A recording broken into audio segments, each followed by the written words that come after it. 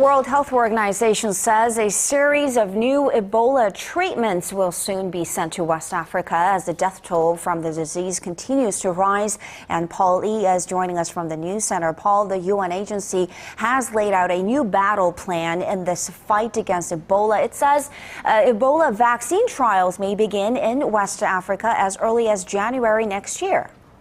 That's right. The plan first involves supplying a special serum made from the antibodies of surviving Ebola patients within the next few weeks.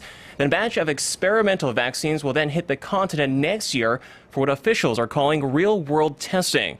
The U.S. in the meantime has implemented a new travel restriction to contain the spread of the virus on its home soil. Our Connie Lee has the details. A serum made from the blood of patients who have recovered from Ebola could be available in Africa within weeks. According to the World Health Organization, the serum, which would contain Ebola antibodies, would first be sent to Liberia, one of the worst-hit nations, to treat new victims of the virus.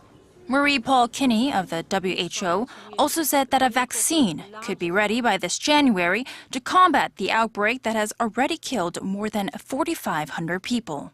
This hopeful news comes amid some new restrictions in the United States. The U.S. government announced on Tuesday that starting Wednesday, travelers to the U.S. coming from the nations of Guinea, Liberia, and Sierra Leone must fly into one of the 5 designated airports in the cities of Chicago, Atlanta, Washington, Newark, New Jersey, and New York City.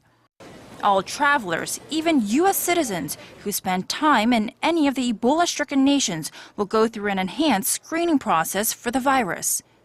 People in the U.S. seem pleased about the new restrictions. I think that sounds like a good idea because for those 5 designated airports, they can certainly set up the proper medical facilities. That's how you control it. Those are the people that are coming in.